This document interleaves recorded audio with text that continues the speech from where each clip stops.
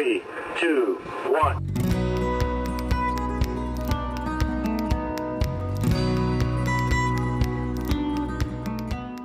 Okay, well, coil bracket that I made, and then I made this other tab and welded it together. This mounts to a pre-existing bolt on the block. Okay, well, this is the coil brackets hidden down in there. So alternator down lower. I think the one thing I am gonna make once I'm all done is a splash guard up under here that protects the plugs. That way it just protects the wires. I don't have to worry about any rocks or anything hitting. And now I just have to mount basically the same setup, but for the other side. Finish the other bracket for the plugs. So like I said, I was trying to hide those. Obviously you can see them if you really look in there, but this side will just run up under the headers. You won't see those. This side kind of sucks because it needs to run across those transmission lines. I'll have to find some little spacers, and it might go underneath that, sit right above the cross member, and then run up to that bank to the cylinder head. So that way I didn't have to run the wires back here or tuck them back on the frame and see all that. And I didn't really want it right next to the exhaust either.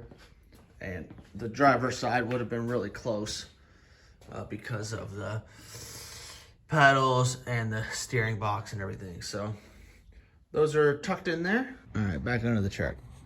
So I put those coil brackets in, and then I made this little guard that protects those coils up in there, protects those plugs, but has enough room so that the engine can move a little bit. But it bolts into the engine mount and then bolts into this front cross member. Nothing too crazy, but just to not have to worry about those plugs on the coils getting blasted up in here. Like I showed you earlier, you can see the coils, and then now that little pan's in the bottom to protect it. So, all right, well, another project. If you never dealt with these leaf springs, they have these little kind of bushings in there, and then these plates are tapered and go on the end. So this should rotate, which it does, a little rough. But I have new bushings, so I was missing a bunch, and these are all garbage anyway. So I just want to clean these up, make sure everything's moving. I kind of want to pull that out and try to throw some grease in there, but I'm probably not gonna get too crazy on the leaf springs. And I do want to pull out the front bolt and make sure grease is coming out of the grease zert. And then we'll pull the springs apart, clean where they slide on each other, fix any of these clips that are broke, and spray this lubricant I have for them. Yay. Well, that's interesting. It's just threaded in here, so I thought maybe it was spinning on a bearing, but it's just spinning in these threads. So whenever you tighten it, I'm gonna measure side to side, make sure it's centered. I do want to pull that out, clean in there. I'll throw some grease in there just to make sure it could keep moving. So it's kind of interesting. It's not a bearing, it's actually just riding on the threads. There is like a little thread insert on this side, but all this looks good. So just clean up where everything sits, clean up these ends, throw grease on there, and put it back together. All right, let me show you what I'm doing. So this is that shaft that's inside of the leaf spring. So I cleaned everything up. I also took the grease fittings out, clean those.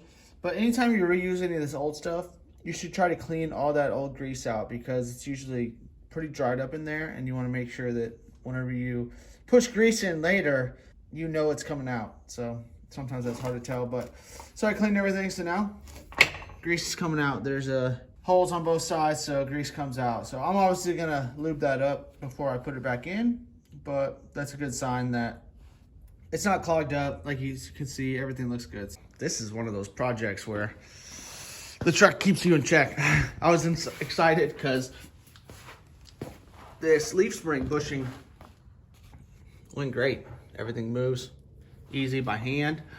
It came out, I put these new spacers in, but this upper one needs to do the same thing. It needs to move The reason these need to move is if not, this piece would sit there and just wear and eventually wear that brass out. And then it'd be all loose. Well, this one is tight and it's all clogged up, so the grease doesn't want to go in there. And that's probably why it's all jammed up. To remove these, if they're not spinning, you have to just grab on that brass and pull them out and then replace them. There's also a sleeve in here, so you could just hammer that sleeve out. But either way, you're gonna damage it. Because even if you hammer on the other side, not the grease fitting side, it'll just mushroom that tip, and then you'll have to try to file that down and get that to match up. I need to replace this one. This one had a crack, and I am assuming just because they over tightened the grease fitting. Trying to get this out is unreal. It's super hard to move, and so I'm gonna order 2 of these and keep working on these. Try to clean out this sleeve, and then hopefully the sleeve's not bad. I'll try to thread this back in after I clean it all up and make sure that sleeve's good. But you can also order this sleeve, and I'll probably just order some just to make sure and have them here, just in case I run into that on the front, because the front has the same setup. I'm not saying I'm mad at you guys that watch the channel, but all you old guys that deal with leaf springs, why didn't you guys tell me? This is the rear leaf spring. This side, I'm like, yeah, whatever, it's a bolt, it's gonna be nice. Not too bad. Look at this. I mean, I don't see what could go wrong. So there's like a little bushing in here. Half of it's gone, the bottom half is gone. This bolt is crazy worn down. I mean, I have seen worse, so I won't lie. What I had to do is go spend way too much money at the store. Also, this bolt has a grease fitting. Grease runs up into there, but obviously they didn't use grease, and it's got kind of a little flat spot so that the grease could have somewhere to go. Of course, this bolt is an odd size. It's 11/16. The store doesn't have that. So I went and bought a bunch of stuff, and I'm really gonna try to avoid using this drill bit because, for one, it's kind of made for softer metal. 2, there's a $40 drill bit, and I'd love to not have to use it so I can take it back to the store. So what I got is a 3/4 grade 8 bolt. I got a brass sleeve, and I also have a steel sleeve. I'm trying to decide exactly how this is gonna go. Have a lock nut, some washers. I couldn't believe how expensive this was. I think this is, just that nut I think is $4. $2 each for a washer. I'm gonna try not to use those either. This bolt, I needed it so long so that the shaft runs all the way out to where it needs to be. If not, obviously I could use a way shorter bolt, but the shaft stops too early. So in case you didn't know, always try to make sure that your shaft runs all the way through all your supports. It's not riding, because it will just wear that out.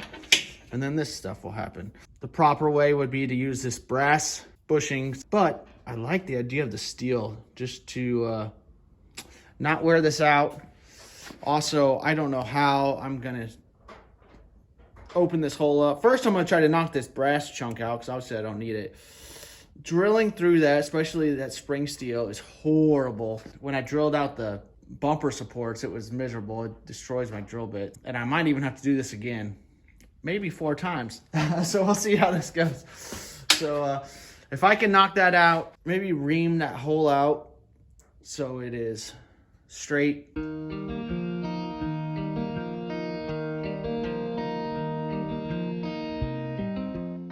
Okay, well, this side's done. I jammed that bushing in and filled in my gaps, and then I reamed that out back to 3/4. So now everything's in there tight. And then I have enough so that it lands on the shaft part instead of the threads. I will have to cut this down to size. I'm excited because finding a leaf like this, I'm sure is expensive, and I didn't want to do that. So next, all I have to do is drill out the mounts for a 3/4 bolt. So a little beefier, you know, not the best, but it's a solution. So this is that bearing piece that came out of there. And obviously that's probably what's gonna happen to that one too.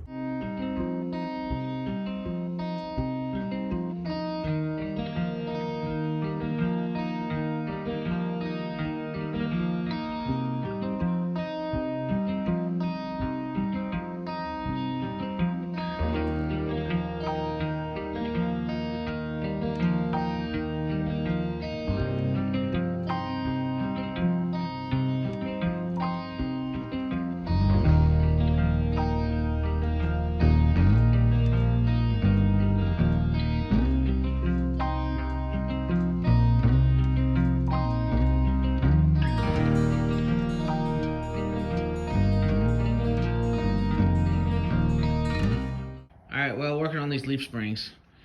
If you're wondering why I'm only grinding the part that slides, it's because I want this truck to look like no one's touched it. So if it's crusty on top and then everything else is clean, that's what I want. So something I wanted to show you that I thought was kind of cool is the GM stamping and all the leaves is cool. But you can tell there's a lot of like pitting on them. So I'm gonna grind anything that stands up weird off. I'm gonna bevel the edges so that they slide over the other leaves better, because you can tell on a lot of these back sides that it's grinded a little groove in it. So I'm gonna smooth all that out. A little more work to do before I spray them with this, I don't even know, PFC. It was recommended to me, so see how it goes. I thought maybe today would be better, but a lot of the same. That's pretty cool. So this bolt actually looks not as deep, a little more well-rounded on the wear, but obviously it's notched down. And so I'm going to do the same thing I did to the other side. This leaf spring is missing one tongue. I already stole the brass piece for the driver's side. Got all this back in place. It's looking better. So everything is got that oily protectant on it and then cleaned off. So hopefully everything moves. Everything in the brass pieces move amazing now. And then the bolt has everything tight up here and it's greased and Loctited everywhere. I don't like this so far because that means I'll probably have to do 4 of these, and I won't lie, this week was not my favorite. Well, this is the other pin. It was all stuck in there. I don't know what's going on, if it's bent or what's up, but it didn't want to come out, so I had to buy another sleeve, another pin. So down 2, and I'm only 2 springs in, plus I had to do the other bolts. So this just hasn't really been the end of the week I was hoping for. I had a big list of things to do, and none of it got done. And I'm not even done with these springs yet. So, yippee. All right, well, another day, another project. So, on the gauges, I needed some lights that are really small because the bulbs that were originally in there, I don't have. I found these LEDs. I think they're trailer marker lights, but they also have turn signal, so there's 3 wires. So, that's nice. So hopefully I can hook up my turn signal so that I know if I left my turn signal on, then they fit in the socket. So I'm gonna go put those in. You won't be able to see them, so it's not much to show you. So this is what I was trying to show you. The problem I had is you don't have much room because this sits right up on your dash. So these little lights will go in here, and hopefully the amber doesn't look too cheesy, and I'll get white if I need to, but I thought the amber would look like more old school light bulb. We'll see. It might just be crazy bright in there. It might just be real orange. That's what she looks like, you know, simple. Didn't want anything too crazy in there. Another project. If you are doing an LS swap, your PCM needs to know when you hit your brakes for the transmission. So this is what I had on the C10 truck, because there's a place for a brake switch already up under the dash. Well, my brakes are way different. So this is a pressure brake switch. You just put in the brake line, and obviously the fluid pressure, you know, activates the switch. And then I bought this one because I liked how it had the terminals, and I was reading that it's low pressure because some people were saying if you use some of the high pressure systems, you have to really hit the brake hard to get it to activate. So this will do my brakes, lights, but it will also send the signal to my PCM. And the way I'm going to do that is I'm going to run this to a relay, and the relay will open and shut underneath the truck. That's my master cylinder. This line runs over to this side, and there's my adjustable proportioning valve, the blue residual valve, and then there is the pressure switch. I kind of ran over here because my wires are going to come out of here, so I don't have to run that much wiring. And I ran it sideways, that way I have room for my positive and negative battery cables to run up above it, and don't have to dodge the proportioning valve and the pressure switch. So it does stick out on the side a little, but nice access. So yippee.